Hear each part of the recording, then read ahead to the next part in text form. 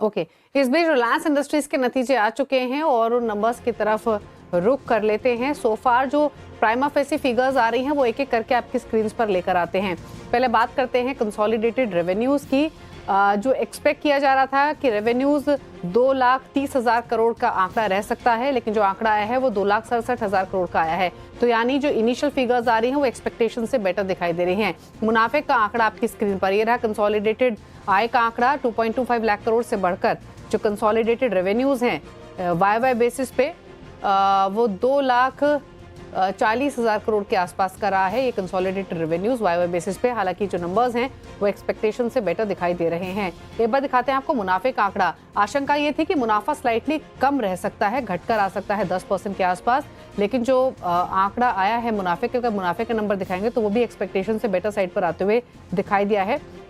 जो overall consolidated profits हैं Reliance industries के वो 18,540 करोड़ के रहे हैं 17,265 करोड़ से बढ़कर। तो जो दो नंबर्स आए हैं वो दोनों ही एक्सपेक्टेशन से बेटर दिखाई दे रहे हैं। एक बात देखेंगे एबिटा और एबिटा के मार्जिन्स भी। यतिन भी इनफैक्ट हमारे साथ अब कनेक्ट हो चुके हैं। यतिन, जो इनिशियल फिगर्स दिखाई दे रही हैं वो तो एक्सपेक्टेशन से बेटर दिखाई दे रही हैं। बिल्कुल, और अगर हम अभी रिलायंस इंडस्ट्रीज की बात करें तो सेल्स जो है एक्साइज ड्यूटी काटने के बाद नेट लेवल पे लगभग 2,40,000 करोड़ रुपए के आसपास आ रही है। और अगर हम नेट प्रॉफिट की बात करें तो जो रिपोर्टेड नंबर है वो 21,800 करोड़, लेकिन जो कंट्रोलिंग इंटरेस्ट अगर आप देखें और कंसोलिडेटेड नंबर्स देखें तो जो attributable to owners of company है वो है लगभग 18,540 करोड़ रुपए। तो कहीं ना कहीं नंबर्स जो है अनुमान से थोड़े बेहतर आपको दिखाई पड़ रहे हैं। ऑब्वियसली जो सेगमेंटल परफॉर्मेंस है रिटेल की, जियो की, वो डिजिटल सर्विसेज की, वो सब देखने लायक होगी।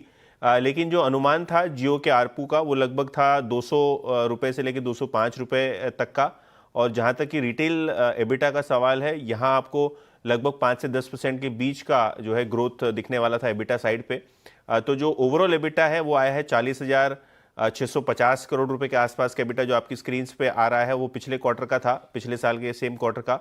वो बढ़ के लगभग 43,789 करोड़ के आसपास आया है। और अगर आप देखें अनुमान जो था लगभग 42,000 करोड़ रुपए के आसपास के एबिटा का था। तो कहीं ना कहीं एबिटा पे एक बड़ा बीट आपको दिखाई दे रहा है। और एबिटा मार्जिन्स जो है वो अब 18.1% से बढ़ के 18.3% के आसपास आते हुए नजर पड़े हैं। तो एबिटा के फ्रंट पे मार्जिन्स भी अगर आप देखें तो एक healthy year on year improvement आपको दिखाई पड़ रहा है। अनुमान इतना ही था 18.3% के आसपास, लेकिन एब्सोल्यूट एबिटा जो है वो अनुमान से थोड़ा बेहतर आता हुआ नजर पड़ा। दीपाली, बिल्कुल। और अमरीश बलिगा, पार्थिव शाह और शरद अवस्थी हमारे साथ बने हुए, मैं और यतिन तो हैं ही, लेकिन अमरीश पहले आपसे इनिशियल रिएक्शन लेना चाहेंगे। जो सोफा नंबर्स आए हैं